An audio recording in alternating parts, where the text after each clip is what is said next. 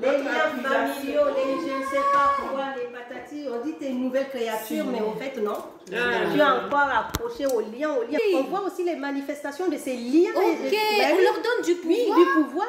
Oui. Ben oui, on dit tout le pouvoir que le diable a sur toi, c'est ce que toi-même tu lui donnes. Toi, en tant qu'enfant de Dieu, je ne dis pas les gens du monde, nous qui avons le nom de Jésus-Christ, s'il a encore du pouvoir sur nous, c'est ce que nous-mêmes on lui donne, parce que c'est ce qu'on croit, c'est ce qu'on se dit que c'est normal, c'est ce qu'on nous a enseigné des fois. C'est ça. Mais oui, sinon il n'a plus rien. Il a été dépouillé. Amen. Ah oui, hein. Seigneur. Tu vois, tu viens de parler, la parole là me vient dans la tête. Je veux te donner tout le pouvoir de ce monde et la gloire parce que cela m'a été donné. Alors que c'est à nous qu'on a dit de dominer sur cette terre. Tout esprit est clandestin. En tout cas, tout esprit qui vient travailler sur cette terre sans l'approbation d'un homme est clandestin. Donc on peut se lever et les chasser. Point final. Parce que c'est à nous que Dieu a donné la terre. Amen. Même si Dieu, esprit, fallait venir sauver l'homme, il a fallu qu'il passe par une femme pour pouvoir naître. Ce n'est pas Satan qui n'a rien, qui va venir s'asseoir et faire sa fête ici. Si les hommes ne s'associent pas à Satan, il n'a aucun pouvoir. Il ne peut rien faire. Il a dit, si tu m'adores, je te donne pourquoi? Parce que moi aussi on me l'a donné. On me l'a donné. Ce n'est pas à moi, je n'ai rien créé, mais on me l'a donné. Comme maintenant c'est à moi, ben moi je donne à qui je veux. Ok. Voilà, c'est ça. Je donne à qui je veux. Donc ce que je donne à Satan, eh ben il prend. Il va pas hésiter à attendre. Et une chose est sûre, tout ce que les gens vont prendre chez Satan là, si Dieu n'avait pas écrit que cela était à eux, ils ne pourront pas l'avoir. Jamais. Le diable ne peut jamais rien te donner si le ciel ne t'a pas donné. Il vient juste comme un coach fait naître en toi la chose que toi tu ne savais pas que tu l'as. Et le tourner vers le mal. Et maintenant tu lui dois. Et tu lui dois allégeance. Et tu lui dois. Et tous tes aïeux sont... ta descendance se vouée. S'il n'y a pas un qui se lève et accepte le Seigneur, mais c'est toute une lignée vouée à Satan, quoi. C'est ça. Regarde-nous. La Bible dit que, est-ce que c'est nous on a péché? On n'a pas péché. La Bible dit que nous avons hérité. Tu vois? Donc, c'est pour ça que, comme un seul a péché, nous avons hérité de sa nature, le péché. De la même manière, un seul a obéi pleinement et nous avons hérité de sa justice. Donc nous sommes la justice de Dieu. En Jésus-Christ, nous sommes la justice de Dieu. Point final, il n'y a pas à dire. Point. Et ça là, si on ne comprend pas ça là, chaque fois il vient. Culpabilité. Mais la Bible dit que ceux qui sont en Jésus-Christ ont crucifié le vieil homme et tous ses œuvres. Amen. Et ça, c'est la foi qui fait. Il faut y croire et avoir la foi dans ce que Dieu a dit. On a tellement la foi dans les manifestations, les œuvres, plus que la parole de Dieu. Ça, c'est vrai. Si la parole de Dieu, le Seigneur lui-même dans sa parole, Réma, a dit qu'on a crucifié le vieil homme, eh ben, il faut que je croie que c'est fait. Et du coup, tellement que j'ai la foi, et ben, c'est la foi qui fait naître cette confiance, voilà, cette assurance, et surtout qui fait aussi que je vais manifester au fait les fruits dignes de celui ou celle qui a crucifié le vieil homme. Tu vois ce que je veux dire? Parce que si j'ai crucifié le vieil homme, il y a certains traits de trucs qu'on ne doit plus voir chez moi. Tu vois? Mais la chair est là. Mais maintenant, si moi je ne crois pas à cette parole, eh ben, ça n'aura pas d'effet ni de puissance. Je vais continuer à croire que les liens sont encore là. Je vais continuer. Eh ben, plus je crois que les choses sont là, plus ils seront là aussi. Mais au jour d'aujourd'hui, il faut croire encore à la parole de Dieu. Et c'est ça le problème. On ne nous enseigne pas vraiment à prendre, à donner vie à la parole qui nous est enseignée dans la parole de Dieu, mais plutôt les démons, les machins et tout. Et ça finit jamais, quoi. Je dis, mais depuis que je suis convertie, ça va faire quand même pas loin de 20 ans. Il faut peut-être en finir avec ça à un moment donné. Mais le truc, ce matin, le Seigneur m'enseignait, tu sais, l'histoire de... Non, mais franchement... Non, mais c'est-à-dire qu'en fait, je dis que moi, je suis née dans une famille où les gens n'étaient pas chrétiens. Et je me souviens encore comment est-ce que, quand tu étais malade, les rituels que les gens faisaient. Regarde ce que les gens faisaient. On va chez le marabout, il prend le coq ou la poule selon le rouge, noir, violet, en tout cas, selon la maladie que tu as. Voilà, selon le truc que voilà. Et il prend cette histoire et il le passe sur tout ton corps. Sur ta tête, machin, bidule. Et puis il dit de lui parler. De parler au coq. Tu parles au coq, tu mets la main sur le coq, tu dis... Après, maintenant, il égorge ce truc, il récupère le son pour aller faire des trucs avec. Mais regarde l'analogie. La Bible dit que Jésus-Christ, comme l'agneau, il a pris quoi? Toute maladie, toute infirmité. Parce que pourquoi j'allais chez le marabout? Parce que je ne me sentais pas en forme. J'étais infirme, j'étais malade, il y avait du mal dans mon corps. Comme on dit, les mauvaises ondes en moi. Mais qu'est-ce que le marabout faisait? Il captait les mauvaises ondes avec ce corps qu'il prenait, machin, budule, tu vois, non? Mais pour donner gloire à son Dieu. Mais regarde, la Bible dit que de la même manière que chaque fois il fallait sacrifier ces machins là, ce bouc et tout ça là, et mettre la main sur le bouc. Pour transférer tous les péchés. De la même manière, l'agneau a été immolé une fois pour toutes les fois que je risque d'avoir infirmité, maladie, mal-être. Alléluia. Et c'est-à-dire que son sang est le sang de l'alliance perpétuelle. C'est-à-dire éternellement. Il est bon aujourd'hui, demain, après-demain, il est toujours bon. Et je n'ai plus besoin d'aller faire tous ces trucs. Donc, ce matin, Seigneur me disait, mais de la même manière que tu croyais, que tu avais confiance et que vous prenez vos vaches, vos poulets, vous allez chez le marabout pour avoir restauration dans ton corps, pour avoir guérison, pour avoir satisfaction. Mais de la même manière, Christ aussi s'est offert pour toi. C'est la même fois que tu mettais dans ça là. Mets-le ici, tu vas voir. En plus, lui là, lui le véritable. Excellent. Et sans effet secondaire. Sans effet secondaire. C'est dit.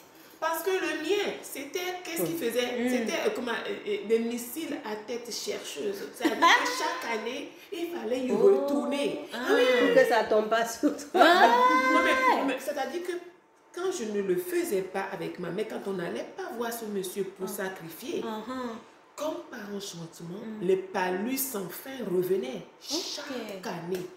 Moi, on dit que les gens font des crises d'adolescence. C'est la seule crise que j'ai fait avec mes parents. Moi, je me suis dit, écoute, tu n'avais pas à manger. La sauce là, c'est liquide, juste que tu attrapes ça au coude ici.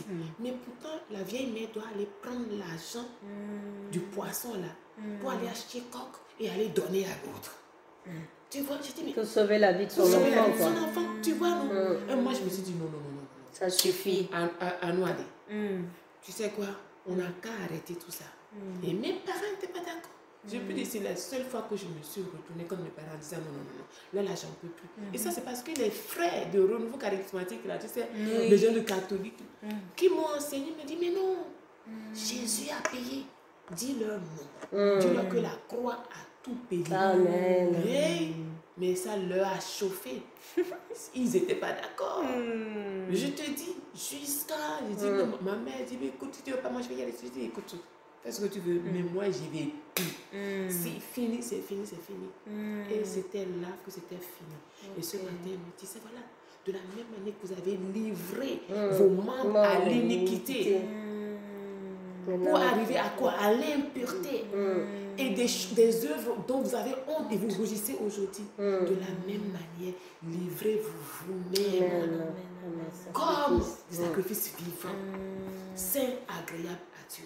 Livre tes membres pour parvenir à quoi? À la justice. À la justice. Livre.